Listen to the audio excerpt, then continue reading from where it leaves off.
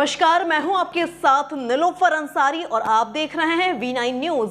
देश और दुनिया की हर बड़ी खबर पर रहती है हमारी पैनी नजर। आइए नजर डालते हैं आज की बड़ी खबर।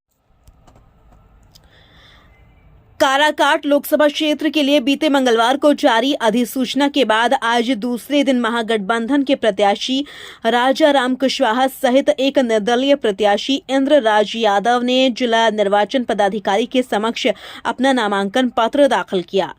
नामांकन कक्ष से बाहर निकलने के पश्चात बातचीत के क्रम में राजाराम कुशवाहा ने कहा कि आज देश के सामने लोकतंत्र और संविधान बचाने का सवाल उत्पन्न हो गया है।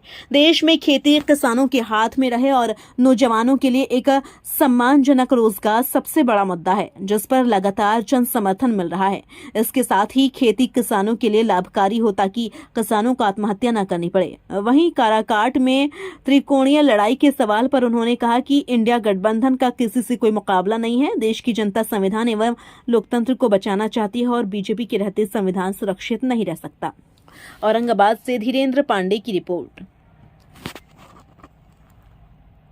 काराकाट लोकसभा का यह चुनाव पूरा का पूरा विशेष चुनाव है, क्योंकि देश में संविधान लोकतंत्र का सवाल है और देश की जनता इस बार संविधान को किसी भी कीमत पर ख़त्म करने के पक्ष में नहीं है।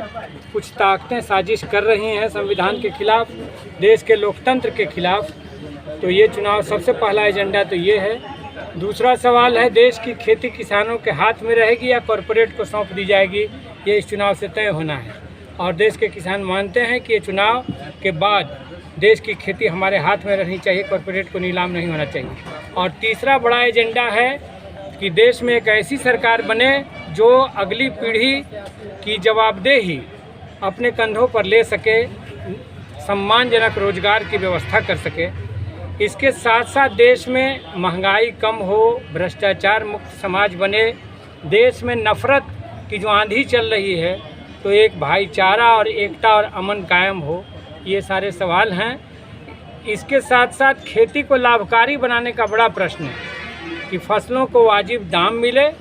C2 + 50% स्वामीनाथन कमीशन ने जो कहा उसके अनुरूप फसलों का दाम मिले और कानूनी खरीद की कानूनी गारंटी हो। इस पर देश का किसान आंदोलन चला भी लंबे समय तक, अभी भी वो आंदोलन जारी है।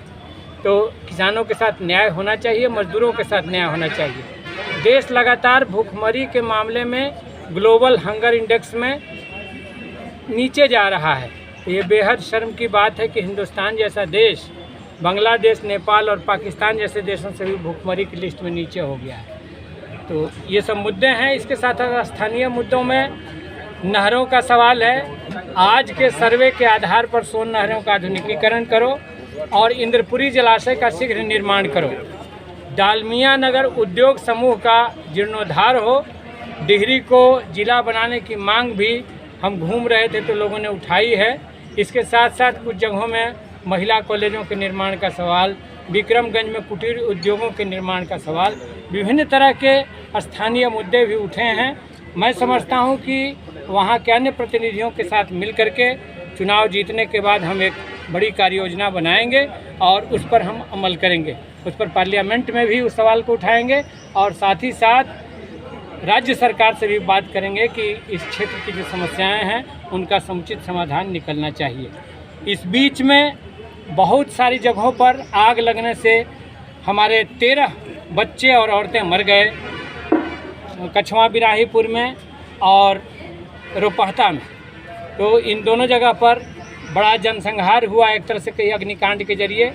और उसमें सबसे बड़ी बात यह है कि प्रधानमंत्री लगातार बोलते हैं कि हमने हर घर को नल जल दे दिया, पक्का मकान बना दिया, गैस सिलेंडर दे दिया, लेकिन इन घरों में कहीं तो गैस सिलेंडर नहीं था, नल जल नहीं था, उनके घर पक्के के घर नहीं थे।